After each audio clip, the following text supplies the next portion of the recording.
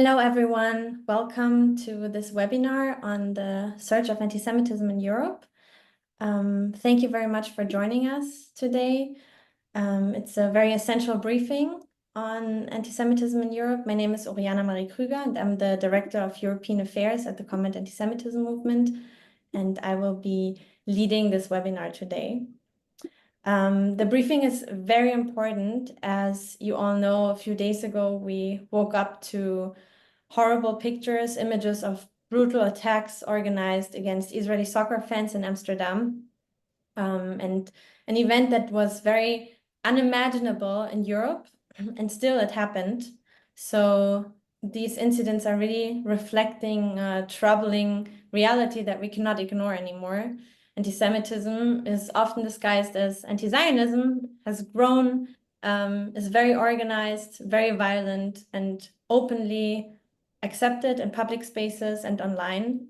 As a German, for me personally, this is very, very hard to see, especially as we grew up with the promise of never again. And this violence also occurred, it's very important to notice, not out of nowhere. It's coming really after a year of Jewish leaders warning us, monitoring institutions warning us. And even though the brutal attack on Israel by the terrorist organization Hamas has sparked the rise of anti-Semitism in Europe, Europe was never free of anti-Semitism before. So with the current trends, it's now even more important than ever to take action. And we need a very clear recognition of modern forms of anti-Semitism. So I'm really happy that you joined us today for this important briefings. And we have today 3 experts from the field with us: Hans Wallache, Dr. Giljaron, and Dr. Matthias Becker. They will all speak. And if you have any questions, please send them in the chat. And we're happy to first hear from them and then do a Q&A session. So first of all, I'm really happy to welcome Hans Wallache. He holds a PhD from the University of Amsterdam and serves as a researcher on anti-Semitism at CIDI, which is the Center for Information and Documentation on Israel. His work focuses on the history of anti-Semitism, exploring the roots of anti-Semitism and the evolution in the Netherlands.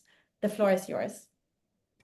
Yeah, thank you very much. And it's indeed very important to talk right now about anti-Semitism in Europe, because we see it already increasing, what you said, in over a year.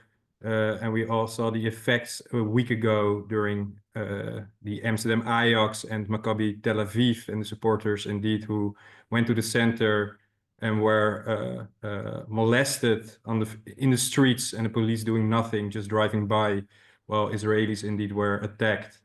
However, if we, and me as a researcher in particular, look to the year 2023, the end of 2023 and 2024, it could be expected that this would happen, because we see already indeed anti-Semitism increasing already before the October 2023. And that's very important to emphasize that indeed October 23 is more a motor of increasing anti-Semitism than it's the cause of anti-Semitism here in Europe. Already the corona pandemic, during the corona pandemic here in the Netherlands, we saw already a spark in anti-Semitism here in society. We saw it online and we saw it in the real world. The conspiracy theories on schools, etc. We saw that already before the 7th of October, and also the Jewish community before the 7th of October here in the Netherlands already mentioned to the ministers and everybody in the field that's combating discrimination that there was a problem that we had to stop. And then indeed the October 7th and the war after arrived here in the Netherlands. And I can tell you, the last year here in the Jewish community, we don't know anymore what we can do to stop it, because every time we try to stop it, we see another event happening over here. I can tell you that right now in high schools and also elementary schools and also universities, all the students that have a Jewish background experience one form of anti-Semitism. It's conspiracy theories, it's molesting in the universities, elementary schools and high schools, people that got spit on.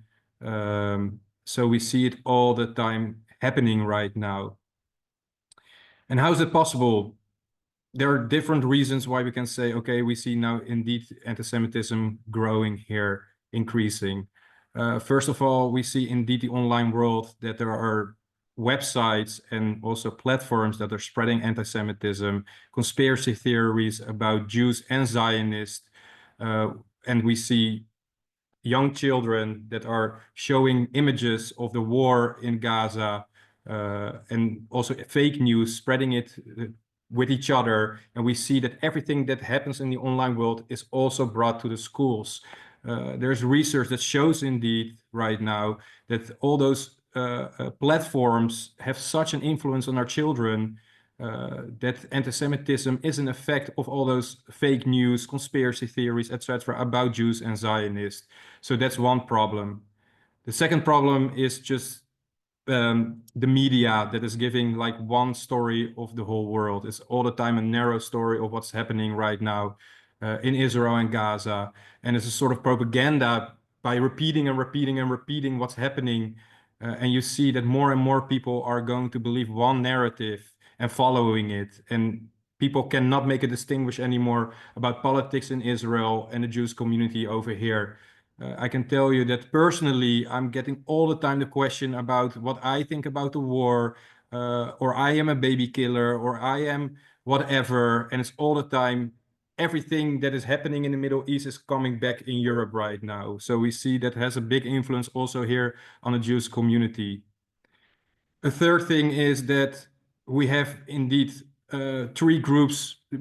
I can tell you like this. We see it, anti-Semitism not coming anymore from only the right extremists, what was always in the 90s, the idea of the right extreme perspective of anti-Semitism, but it's not true anymore. We see it from every corner now. Also left extreme, the Arab world, the migrants that are coming here that have like anti-Semitic perspectives with them. And that's difficult, that we try to indeed combating it on one side and we get the other side also right now. So it's coming from different angles in our community right now. And what is important to mention in this whole perspective, that's what's happening in Amsterdam right now. We all as a Jewish community have a history of the Holocaust over here. So we also have a trauma. So what we see also that indeed in the Jewish community, there is a lot of anxiety where this is going to. We heard our stories from our grandparents. We know that what can happen if anti-Semitism is not stopped at the right moment and the right time. So we are all very anxious of where are we going with this. So we hear people that are trying to move, not wearing Magen Davids anymore, getting their mezuzah off their doors because they don't want to show that they're Jewish or Israeli. So indeed, all the things that are happening, all the incidents have a big backlash on our Jewish life over here.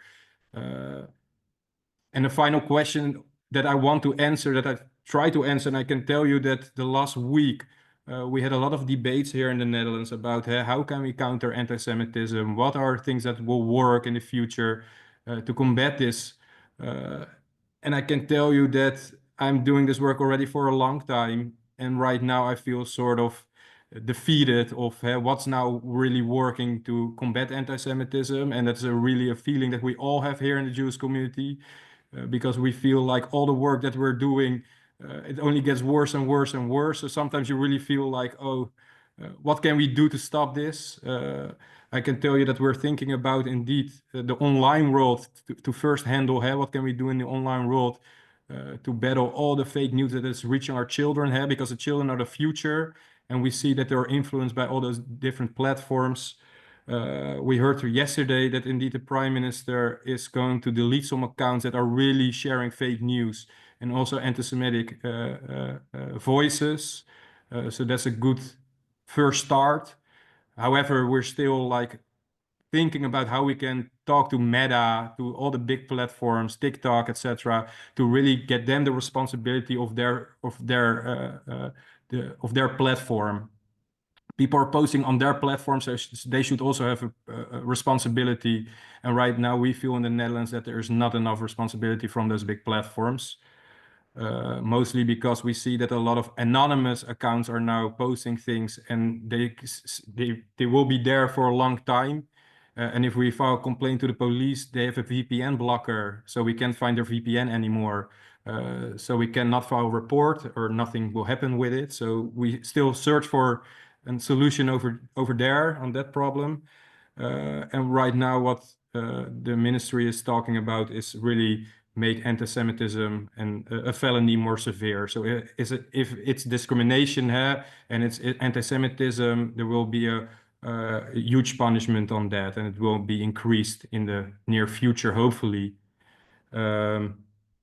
Yeah, and the final thing is that also very important to mention over here, we always were like, okay, Holocaust history is the one thing to tackle anti-Semitism, but we see right now, and mostly with the migrants who are here from Morocco and other countries that didn't have the history of the Holocaust, that the Holocaust story is not reaching them, and that they not really are influenced by it. So they're thinking also about how can we use the Holocaust to really also teach those children and reach those children about what's the result of what can happen, and what anti-Semitism does to a society.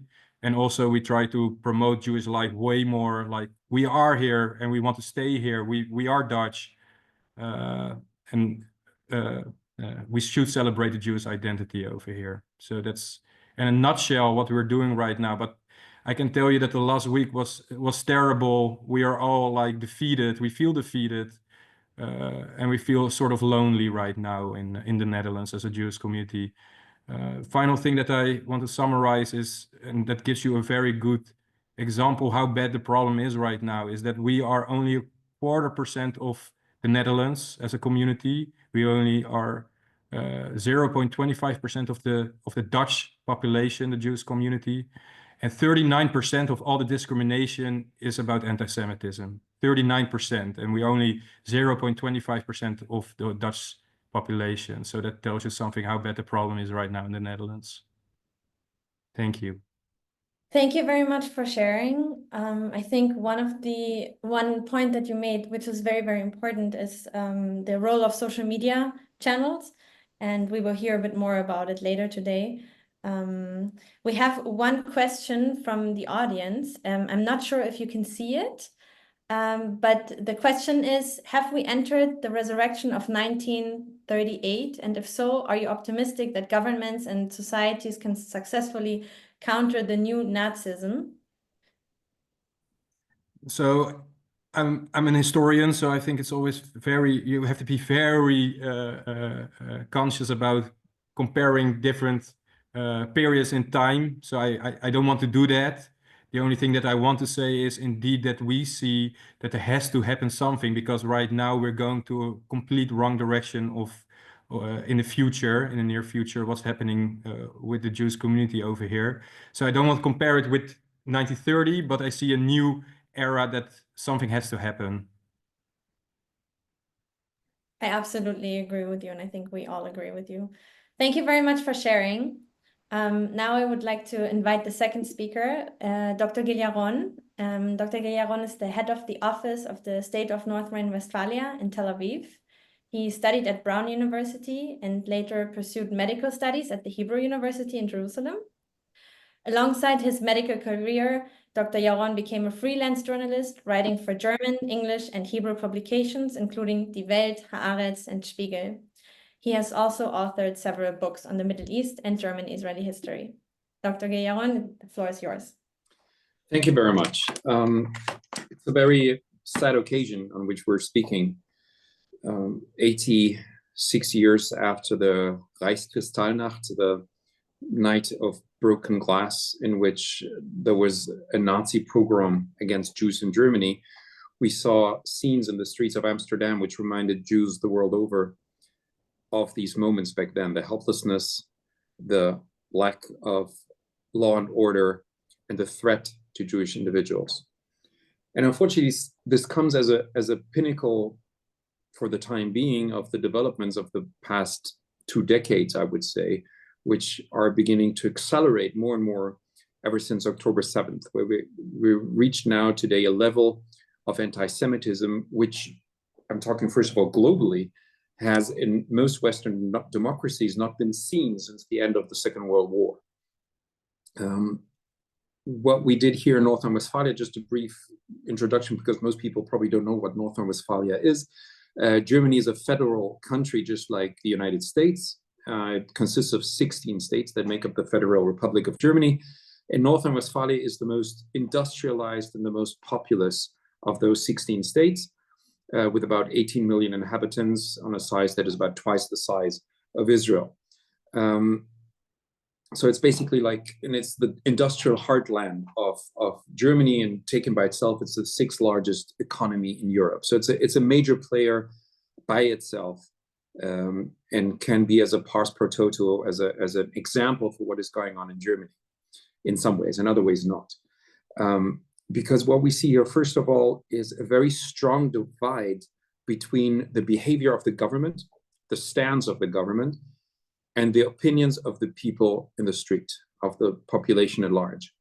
The government in North Rhine-Westphalia is extremely vocal in its opposition to anti-Semitism. North Rhine-Westphalia has always been at the forefront in trying to establish relationships with Israel, and trying to work with the Yad Vashem, and trying to educate against anti-Semitism and inclusion, and in securing the Jewish population inside North Rhine-Westphalia.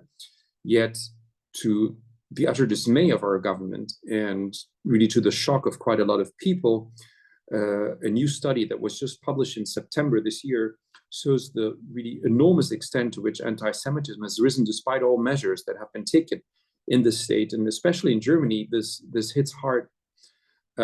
This hits home very hard, because Germany really felt for many, many years that it has been a prime example of how to take lessons from the Holocaust, implement them, and really re-educate its own population in terms of being tolerant, and especially of heeding the lessons of the Holocaust and the crime that was perpetrated against Jews all over Europe and in Africa. Now, what are the results of this study that was performed all through 2024? First of all, we see that between 8 to 25% of people harbor anti-Semitic thoughts, feelings, or we could say worldview, because what we say today is that anti-Semitism, it's not an opinion, it's not even, you cannot even call it a prejudice. It's an expression of a worldview that is very, very encompassing, that helps people put order into their world and explain very complex mechanisms. And part of what they use is to blame the Jews, and to attribute powers and intentions to them that are completely unrealistic. So almost a quarter of the people in North Rhine-Westphalia said that they believe that the Central Committee of Jews in Germany, which is the official organ that represents Jews in Germany, has too much influence on German politics. Almost half of the respondents said that they believe that Jews have too much influence in the world in general. Almost 40% equated between the policies of the State of Israel and the policy of Nazi Germany, which is a very shocking result. And on the other hand, it's not surprising, because what we see is that Israel hatred, or anti-Semitism motivated hatred of Israel and anti-Zionism, is the most prevalent form of anti-Semitism today in Europe. And what is probably most shocking for many Germans of an older generation is the fact that almost 60% of Germans nowadays believe that everything that has to do with the Holocaust and reparations for the Holocaust is an industry that has been only invented by very smart lawyers who profit from it. And 47% of Germans would like to see an end to the debate about the Holocaust. That is an amazing number. And it's an amazing number, especially considering the fact that the very foundation upon which the Federal Republic of Germany was built after the Second World War was basically taking the lessons from the Second World War, seeing the crimes of the Nazis, and working against that by writing the Constitution, the basic laws of the state of the Federal Republic. When basically half of the people say we don't want to hear about the Holocaust anymore, and we don't want to talk about what happened in the Second World War, they're basically negating the foundation of the Democratic Republic in Germany. That is something that is very well appreciated or very much discerned or seen by the current government. And it's really acting very forcefully to try to counteract this very worrisome trend. Because they own, and they say repeatedly, when you listen to the ministers, to the minister president, they say, first of all, we have to protect Jews who live here and Jewish life in North Rhine-Westphalia, because we're very happy and very proud that Jews have come back to Germany after the Second World War and established flourishing communities here. But when we are protecting Jews, we're not really protecting Jews. We're protecting ourselves. We're protecting the foundations of our democracies. Because when you look at where anti-Semitism comes from, what it was earlier alluded by the earlier speaker, we see basically three main camps from which Jews are being attacked from. One is the classic anti-Semitism or Jew hatred in the right-wing camp. We see it also in the study that anti-Semitism has a very strong correlation with religiosity, and it doesn't matter if you're a very believing Muslim or very believing Christian. Being a strong believer makes you more prone to harbor anti-Semitic opinions.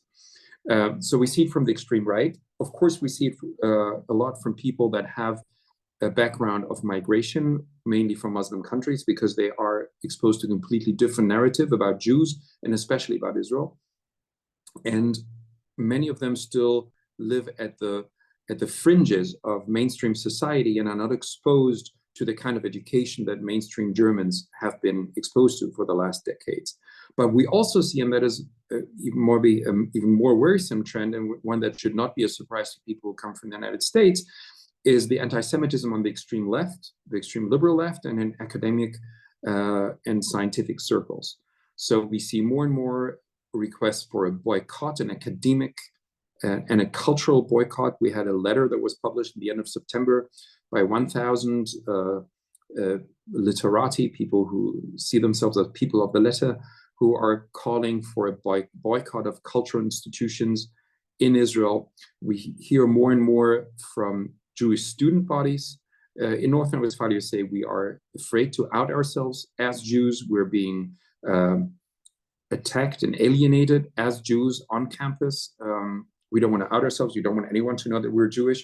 And it can just reaffirm what has been said earlier about how people in the Jewish communities behave, that they're taking the mezuzahs off their door, that some Jews here have told me they would like to have a license for a weapon now because they feel, especially after what happened in Amsterdam, they feel at a loss when it comes to defending themselves, and they don't count on the authorities. So to counteract against all of this, the government has instituted a very strong 10-point plan against anti-Semitism here in North Rhine-Westphalia, which includes strengthening schools in their fight against anti-Semitism, increasing protection, police protection for Jewish communities, but also increasing the visibility of Jewish life. And there is the thought here of actually compelling every student in high school to visit a memorial site for the Holocaust, to include that, to inculcate that in their education. And part of what this government does is also saying we need the connection to Israel. We want to increase school partnerships and other partnerships with Israel because the contact with Israel will increase knowledge about Jews. It will help decrease anti-Semitism through this personal contact, to the demystification of what a Jew is and what Israel is. And they basically doing it out of the self-interest, because they say the more we fight anti-Semitism, the more we protect our democracy. There's other very special things that they did here in North Rhine-Westphalia. For example, every ministry now has someone who is a commissar, you could say, or someone who's a special ombudsman for anti-Semitism. We have that especially in the Ministry of Justice, where we're trying to fight anti-Semitism also at levels that are below the level where it's actually criminal behavior. But when it's pre-criminal behavior, it's also already to be combated by the institutions in North Rhine-Westphalia. They're trying to increase education. Another important factor is to try to increase dialogue with the Muslim population here in North Rhine-Westphalia, not to have them feel left out and being singled out, because they're also victims. They're victimized by attacks from the extreme right. And we don't want to create another victim by helping one, but to bring them together, to have a dialogue between representatives of the Muslim and the Jewish population. So all of these things are being done together. But Nonetheless, I think one of the main problems that we have with fighting anti-Semitism is that we do not scientifically know as of today what actually works. There's a lot of efforts being done, a lot of single studies that measure short-term consequences of interventions against anti-Semitism. No one knows what happens when you take someone to a memorial site. How does that affect his worldview 5 years later? And that is something that our government is also trying to begin to tackle. We need reliable data, scientifically proven, that helps us lead the way to try and find effective way to combat anti-Semitism, because what we know is that in 2024, never before since the Second World War have we fought anti-Semitism so much as we do today, and never before have we been so unsuccessful in it. So the question is, are we not doing enough of the good thing, or is the thing that we do simply not good enough? We do not have a question and an answer for this really pivotal question now. And until we have that, I'm afraid that we still are going to fight a lot of lost wars, but at least people, a large part of the population here, and especially the government, are very decided to keep on struggling against this menace. Thank you very much for your input. I think even though you spoke for North Rhine-Westphalia, we can really apply this to the whole of Germany, especially the survey that was done. And it's very important, and thank you for mentioning also that the learnings from the Holocaust are actually part of the Constitution of Germany.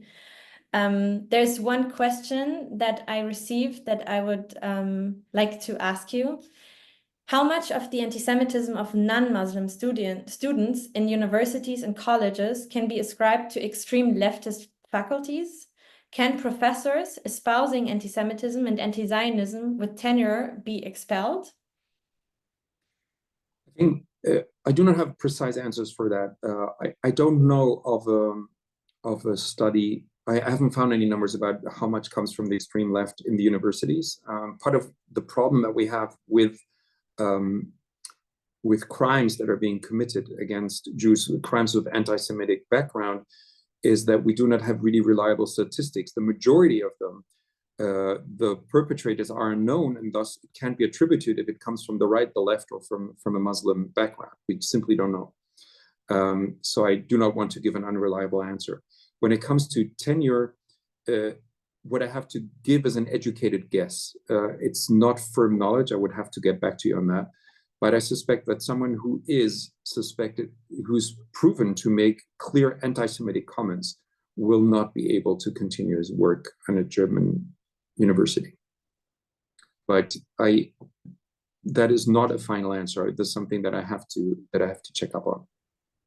Thank you very much. So we all got some homework to check this. As a next speaker, I'm happy to welcome Dr. Matthias Becker. He's an expert in cognitive linguistics, discourse analysis, and social media studies, focusing specifically on the research of prejudice and hate in the political mainstream. Since 2020, he has been leading the international multidisciplinary research project Decoding Antisemitism. Following a pilot phase focused on Europe, the project is set to expand its scope to include the US and Canada. He is currently a postdoctoral researcher at both the University of Cambridge and Reichmann University. The floor is yours. Thank you for sharing a few slides also. Okay, yes, thank you so much. And thanks for the introduction and for having me. Great opportunity to share some of my insights. Let me just open this. Okay, so you already said a little bit about myself. I'm the lead of the project you can see here. If you're interested in the work we've been doing when it comes to social media studies, feel free to also scan the QR code or just Google Decoding Antisemitism, and you will have you will just get more insights about the methods and publications, etc. And since we were short on time, I will jump straight into the main topic on my end, the role of social media in amplifying antisemitism. And as was already mentioned beforehand, we really need to find a good way of tackling anti-Semitism. I think it is extremely relevant to take into account like the phenomena and the trends and the dynamics you can see in social media. So social media studies, I think, can really be extremely relevant when it comes to tackling Jew hatred in the way it occurs today. But of course, there are at least three key aspects that you have to consider when it comes to those initiatives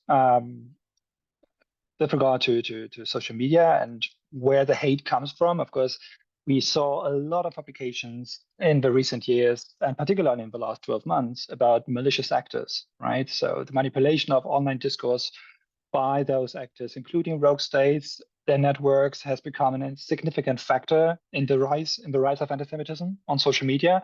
And as a second step, of course, also on offline contexts. So Hans already mentioned the relationship, the correlations between online hate speech and offline violence, right?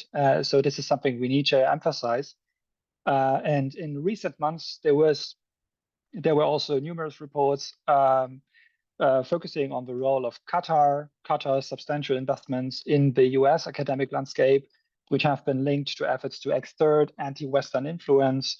ESCAP, for instance, published a report called Follow the Money. It's quite interesting to have a look at how this is actually happening and how also social media discourse is implemented in that regard in order to shape narratives in favor of political stances that align with its geopolitical objectives. And of course, by the way, also fostering environments where anti-Semitism and anti-Israel sentiment can flourish. The same was true with Russia and orchestrated campaigns online. And Russia, of course, has a nice tradition when it comes to influencing public discourse. If you just get back to more than 100 years ago, like the Protocols of the Elders of Zion is a good example, which is actually a product of the Tsarist Secret Service, or Soviet-era propaganda against Israel, which forms the core of a rhetoric used by the global left, by liberals and by academia today, right? So Isabella Tabarovsky wrote extensively about that, the similarities between these two sides, the propaganda like various decades ago and how people position themselves today. Another country, of course, is Iran, and of course the animosity, to use that nice euphemism, between Iran and Israel are well known. And just today, the INSS published a report about how Iranian actors use social media campaigns in order to create political tension and chaos, and also to foster anti-Semitic tropes. China is another example. TikTok, the proportions on TikTok when it comes to the Mideast conflict and the consequences or the impact on social media discourse. And so it's really a vast topic, not to mention the radicalized groups within Europe, within the US, that try to infiltrate politically moderate online context in order to mainstream their hateful anti-Semitic ideas, right? So the ISD published a lot about that.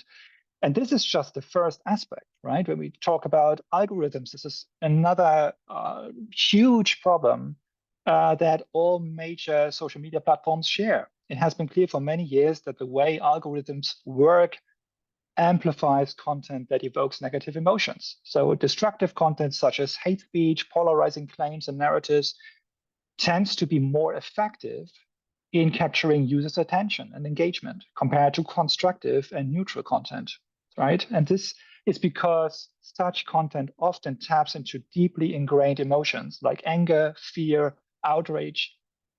That is, emotions that are most likely to prompt immediate reactions and shares online.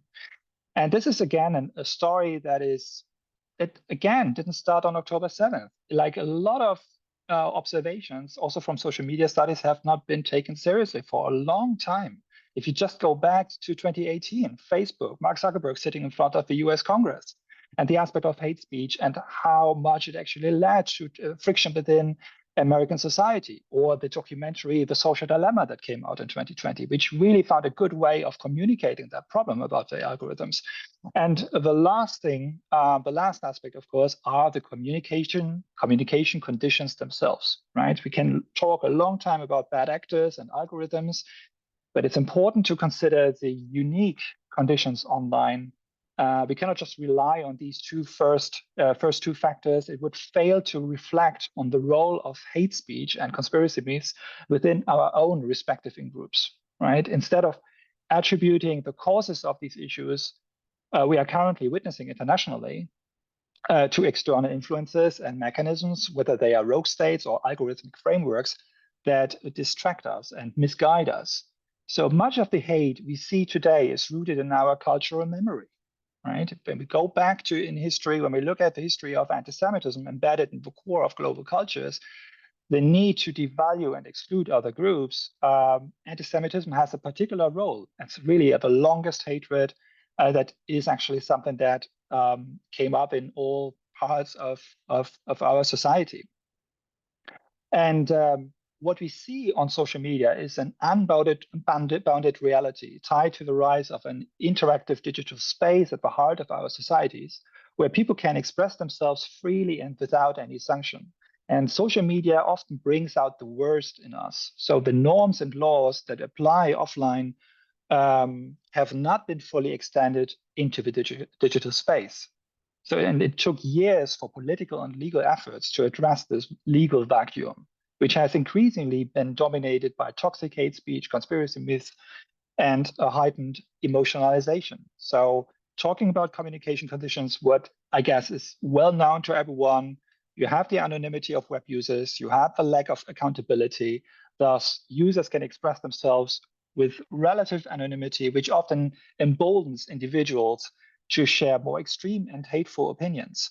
You have echo chambers, you have filter bubbles, you have the constant access, the potentially constant access to hate speech, and they have an incredible visibility like never before. The communication online is accelerated, emotionalized, it has a global reach. And what is really relevant to know, so far in the history of Europe, in the history of the West, information was flowing top down. And through the interactive web, we have bottom-up processes, right? Where politicians back then, politicians and journalists once acted as gatekeepers for authentic and high-quality information.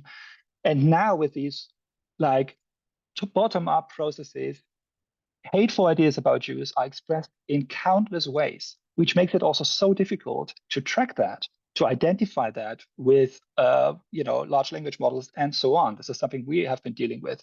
So we have a diversification of communication, and thus the spread of hatred against the Jews, which due to its global reach not only outshines offline forms of anti-Semitism, but also surpasses them in terms of diversity, content density, and frequency.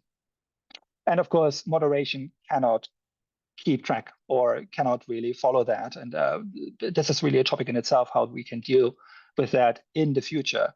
So I'm short on time. I just wanted to mention briefly that this publication came out a few weeks ago, where we tried to, in the project, we try to operationalize and to build a taxonomy and to show that to different target groups of how you can actually identify explicit and implicit anti-Semitism so that people can use that in their own work.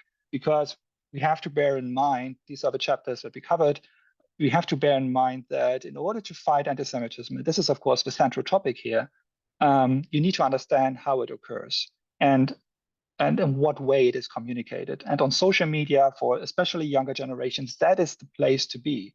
This is where people's identity, their viewpoints, their political worldview has been shaped in the last years. And what they read there on a regular basis will impact their attitudes, will impact the way they communicate themselves, and how they act in offline contexts. And therefore, I think the most important aspect now is to really identify and understand those patterns and to turn that and use that on the educational and political level to counter it as a second step. Okay, thank you so much. That's on my side. I'm looking forward to the discussion. Thank you very much for sharing. And I think especially the last point that you made is extremely relevant, that it's very important to define the problem, to understand it better, to then be able to tackle it. I have a question received from the audience that I would like to ask you.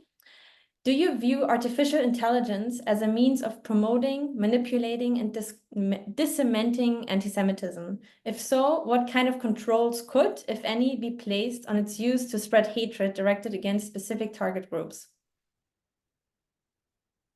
Wow, yeah, this is a big question.